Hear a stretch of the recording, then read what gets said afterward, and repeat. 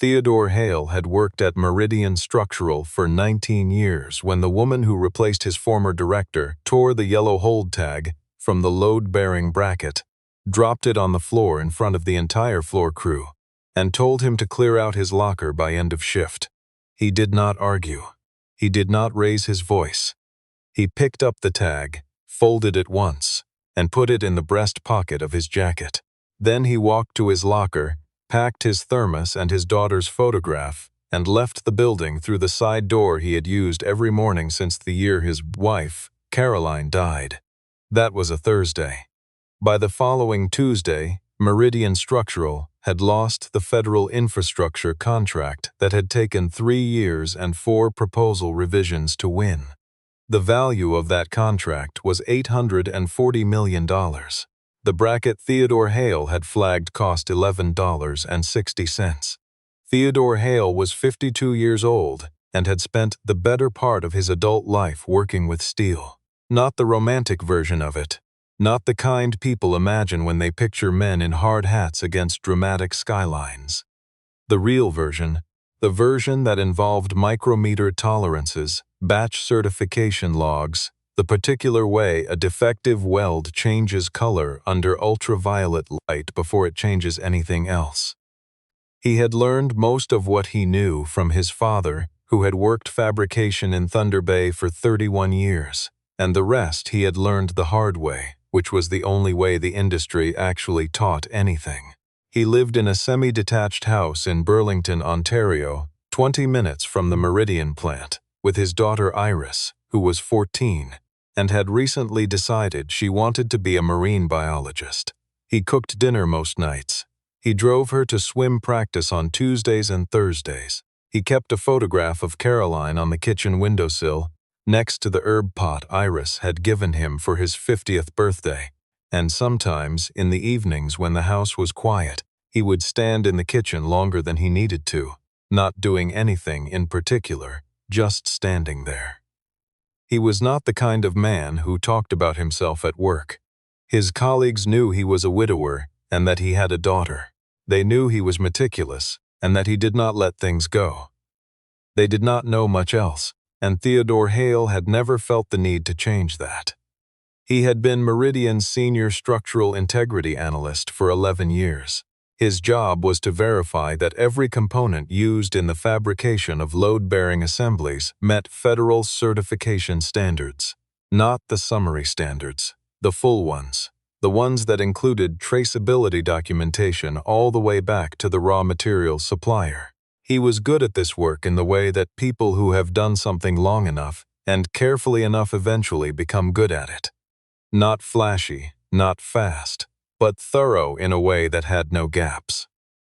The federal contract that Meridian had recently won was for a series of modular bridge assemblies intended for remote northern communities across Manitoba and the Northwest Territories. The communities involved had been waiting for reliable road access for years. The political pressure to deliver on schedule was significant. That pressure had been communicated clearly to every level of the organization, including Theodore Hale's department. He had understood the pressure. He had also understood from the beginning that it had nothing to do with his job. The component that stopped him was a lot of high-tensile bracket assemblies that arrived from a supplier called Pacifica Formed Metals, based in Abbotsford, British Columbia. The brackets were gusset style, designed to connect primary span members at load transfer points, the exact locations where a failure would not be recoverable. On paper, the lot looked fine. The delivery documentation was present. The certification summary was attached. The batch number was printed clearly on each component. Theodore Hale ran the batch number against Meridian's supplier certification database. It came back clean. He ran it against the National Materials Registry that Meridian was required to cross-reference for federally contracted work. It did not come back clean. The batch number existed in no record associated with Pacifica Formed Metals. It existed in no record at all. He pulled 3 components from the lot at random and sent them to the in-house testing lab. The tensile results came back 22% below the minimum specified load rating. On a bracket designed to transfer the primary weight of a span assembly, that margin was not a borderline case. It was the kind of number that ended careers and, in certain circumstances, ended lives. Theodore Hale completed his documentation, wrote a full hold recommendation with all supporting data attached, applied the yellow hold tag to the lot, and submitted the flagged report to his direct supervisor before noon. His direct supervisor at that time was a man named Roy Fenwick, who had been promoted into the role 8 months earlier from a project management background. Roy Fenwick had never worked in quality or structural integrity. He was competent in the ways that people who have grown up inside project timelines are competent. Organized, responsive, focused on deliverables.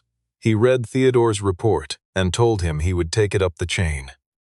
Theodore Hale went back to his desk and waited. Elaine Chu had been Meridian Structural's chief operating officer for 14 months. She had come from the private sector, a series of mid-size manufacturing firms in Ontario and Alberta, where she had developed a reputation for aggressive schedule management and for delivering projects that had been declared behind recovery. She was efficient, confident, and had a way of reframing obstacles as coordination failures, which was sometimes accurate and sometimes was not.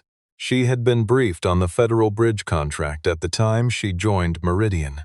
She understood its importance to the company.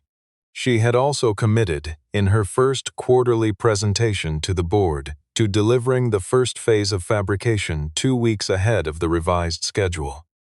That commitment was on the record. When Roy Fenwick brought Theodore Hale's flagged report to her attention on a Wednesday afternoon, Elaine Chu read it for approximately 4 minutes. Then she asked Roy Fenwick whether the report had been circulated outside the department. He told her it had not. She told him to keep it that way while she made some calls. She called the account representative at Pacifica Formed Metals. The account representative was not available. She spoke to someone in their logistics department, who told her the batch number discrepancy was likely a system migration issue from when Pacifica had updated their internal database 18 months earlier. He said it would be resolved in the next documentation update. Elaine Chu took that explanation and used it. She called Roy Fenwick back and told him the hold was being released, that the documentation issue had been traced to a supplier database migration, and that fabrication was to resume on the flagged lot by end of day. She did not consult Theodore Hale. She did not send the lot to an independent testing facility. She did not contact the Federal Procurement Office to report a potential material nonconformance, which was a requirement under the terms of the contract. She released the hold, and she told Roy Fenwick to let Theodore Hale know. Theodore Hale was at his workstation when Roy Fenwick came to tell him.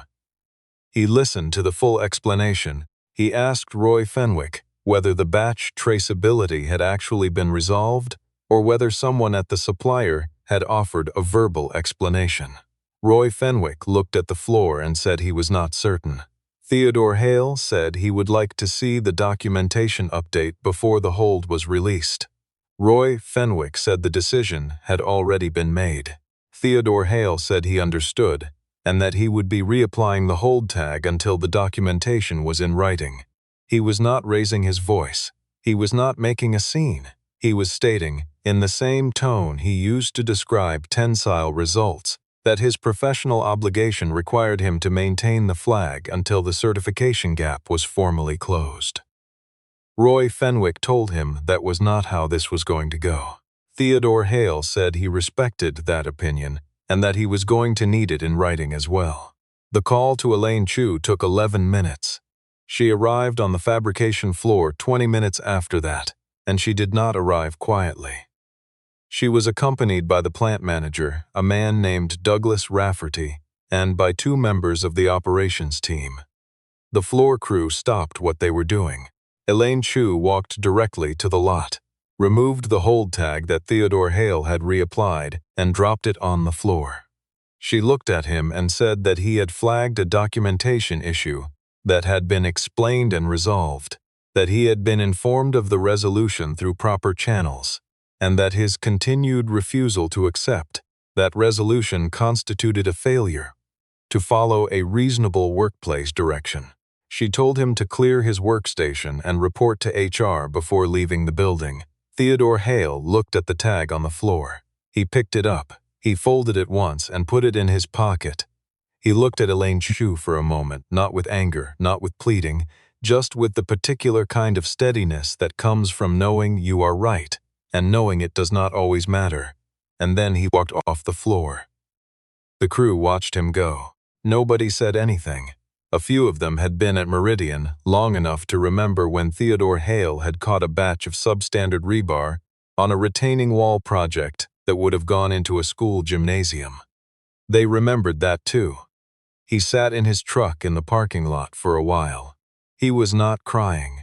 He was not on the phone. He was just sitting, the way he had learned to sit in the months after Caroline died, when the weight of things required a kind of stillness before they could be carried. He thought about Iris. He thought about the swim meet the following weekend, and whether he had remembered to arrange for the neighbor, Mrs. Oyalaran, to watch her on Saturday morning if he had to deal with anything. He thought about the mortgage and about how many months of savings he had and whether that number was enough. Then he stopped thinking about those things because they were not the most important thing right now. The most important thing was the batch number that existed in no certified record anywhere, and the tensile test results that were sitting on his work laptop, which was now the property of Meridian Structural, and to which he no longer had access, except that Theodore Hale had a habit, an old habit, one he had developed years ago after a documentation dispute on a pipeline project that had taught him things the hard way, of forwarding his flagged reports to his personal email address at the same time he submitted them internally. It was not against Meridian's policy. It was not against anything. It was just a thing he did, quietly, the way he did most things. He had sent that report at 11:47 in the morning. He had the time-stamped documentation. He had the tensile results. He had the batch number and the registry query that showed no match.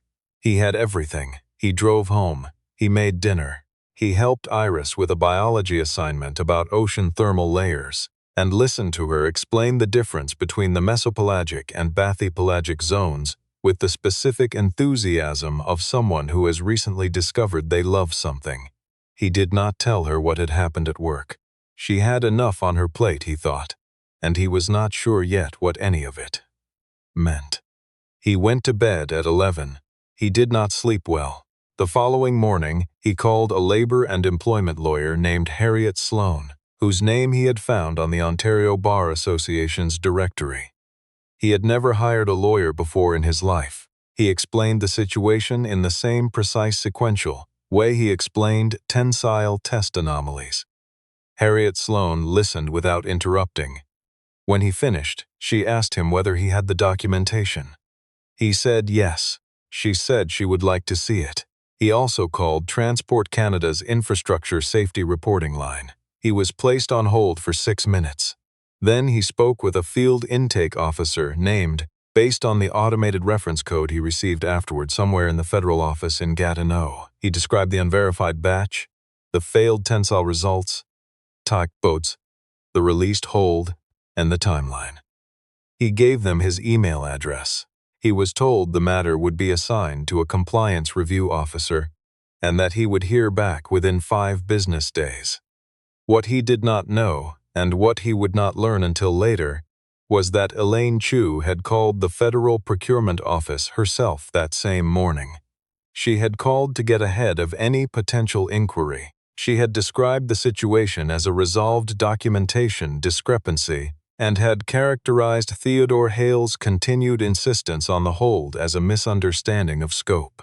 She had done this believing that the supplier's verbal explanation would eventually be supported by updated paperwork, and that the matter would close quietly. She had made that call at 9:14 in the morning. Theodore Hale had made his call at 9:51. The compliance review officer who received the file that afternoon was a woman named Patricia Janot, who had been doing infrastructure compliance work for the federal government for 16 years. She had a particular way of reading intake reports. She read the sequence of events before she read the descriptions of those events, because she had learned that the sequence told you more than the summary. She read Elaine Chu's call at 9:14. She read Theodore Hale's call at 9:51. She noted that a COO had called to characterize a situation as resolved before the terminated employee had reported it as unresolved. She pulled the contract file. She pulled the Meridian certification submission from the original tender.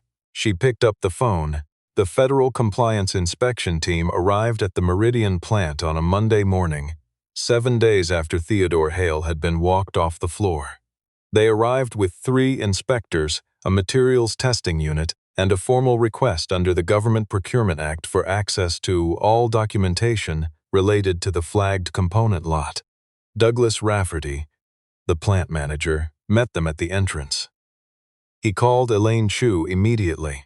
She was in a board preparation meeting and stepped out into the hallway to take the call, and those who were near the boardroom door later said they had heard very little of what she said and had not needed to hear much to understand the shape of it. The inspectors spent 4 days on site. They pulled the entire lot of bracket assemblies. They ran independent tensile tests on a sample of 40 units. 31 of the 40 failed. The batch number led nowhere in any legitimate supplier record. When the inspectors contacted Pacifica Formed Metals directly and asked to speak with the logistics representative who had given Elaine Chu the database migration explanation, they were told that no such person was currently employed there and that the company had no record of the call. On the 5th day, the lead inspector filed a preliminary non-conformance report with the Federal Procurement Office. The report cited falsified batch documentation, failure to report a known material defect as required under the contract's quality assurance clause, and unauthorized release of a formally applied hold order by a non-qualified decision-maker. The Federal Procurement Office suspended Meridian Structural's contract that afternoon. The suspension notice cited the non-conformance report and indicated that the contract, valued at $840 million, would remain frozen pending a full compliance audit and determination of remediation requirements. The notice arrived at Meridian's offices at 4:22 in the afternoon. Elaine Chu was still in the building. She read it at her desk, alone, and those who saw her leave the building that evening said she left through the main entrance without speaking to anyone. The board of directors called an emergency session 2 days later. The meeting lasted 6 hours. Theodore Hale was not there. He was at Iris's swim meet, sitting in the bleachers of a pool in Oakville with a paper cup of bad coffee, watching his daughter cut through the water with the focused, unhurried grace that she had inherited from her mother. His phone was on silent. He did not check it until afterward, when Iris was in the change room and he was standing in the lobby. He had 4 missed calls, 2 from a number he did not recognize, and 2 from Roy Fenwick. He also had an email from Harriet Sloan that said, in its entirety, "Call me when you can. There have been developments." He called Harriet Sloan from the parking lot, while Iris ate a granola bar and scrolled through her phone in the passenger seat. The board had voted, Harriet told him, to place Elaine Chu on administrative leave pending the outcome of the compliance audit. They had also voted to commission an independent review of all material certifications on the project going back to the original tender. And they had, and here, Harriet paused in the way lawyers pause before they say something that requires a moment, contacted Theodore Hale through her office to discuss the possibility of a formal reinstatement and a newly created role in quality systems oversight. Theodore Hale stood in the parking lot and looked at his truck. The sky over Oakville was the kind of gray that means the cold is coming but has not quite arrived yet. He said he would think about it. Harriet Sloan said that was probably the right answer. He thought about it for several days. He thought about it the way he thought about most things. Not quickly, not out loud, but carefully and from several angles, the way you examine a weld. He thought about what it would mean to go back. He thought about the people on the floor who had watched him leave and had not said anything, and whether that silence had been fear or something closer to solidarity, the kind that can only survive quietly. He thought about the communities in northern Manitoba and the Northwest Territories that had been waiting for those bridges, and whether the delay that had now been added to their wait was something that could have been avoided, and whether that question had an answer that was not uncomfortable. He also thought about what it would mean to stay away. He had received 2 calls from a competitor firm the week before. He had not returned them yet. On a Wednesday evening, after dinner, while Iris was upstairs doing homework, and the house was making the particular sounds it made in the early fall. When the heat came on for the first time, and the pipes adjusted to it, Theodore Hale sat at the kitchen table with a cup of tea and a folder of termination paperwork that he had not yet signed. He thought about Caroline, not in the abstract, not the idea of her, but the specific person she had been.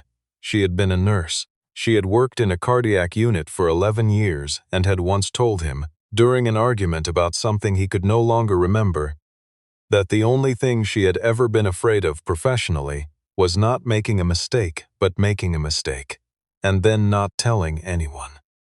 That was the thing that could actually hurt someone, she had said, the mistake you buried. He sat with that for a while. Then he picked up his phone and called Harriet Sloan. The reinstatement was completed in writing, with terms that included back pay for the period of wrongful dismissal, a formal acknowledgement from Meridian's board that the hold order Theodore Hale had applied was procedurally correct and professionally appropriate, and a newly created position, Director of Quality Systems and Compliance Oversight, reporting directly to the board rather than through the operations chain. The position came with the authority to halt fabrication independently and without approval from the operations side of the organization. The board's legal team had spent considerable time on the precise language of that clause. Elaine Chu resigned before the compliance audit was complete. The audit, when it concluded, found that the Pacifica formed metals batch was one of 3 questionable lots that had entered Meridian's supply chain over the previous 18 months. The other 2 were pulled from the project before installation. The bridge assemblies were redesigned using fully certified materials from a different supplier.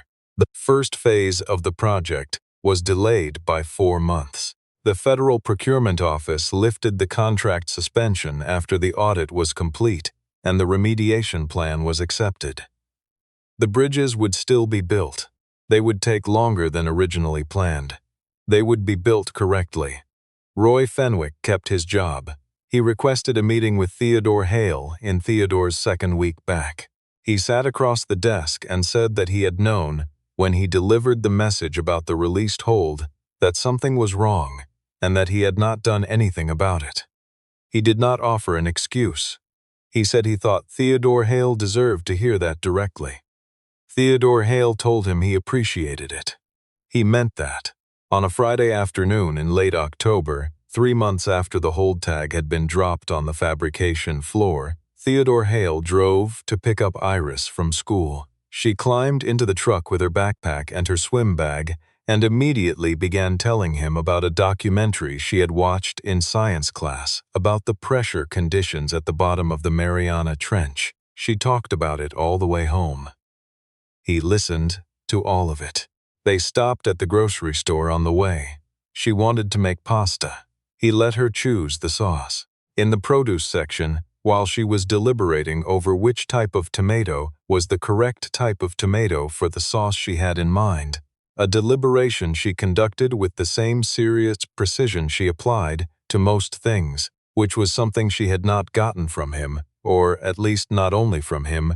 He stood in the aisle and thought about very little.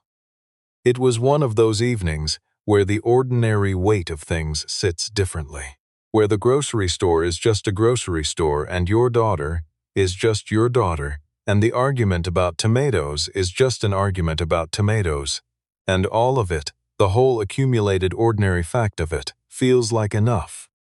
He stood there in the brightness of the produce section, in his jacket with the pocket, where he still kept things he wanted to hold on to, and he let it be enough. There are people who make decisions based on what something costs, and there are people who make decisions based on what something is worth. Theodore Hale had spent his career understanding the difference between those two things. He understood it in steel, and he understood it in the way a person chooses to conduct themselves when no one is watching and nothing is guaranteed. The hold tag he had taken from the floor that Thursday morning was still in his jacket pocket. He had not thrown it away. He was not sure he ever would.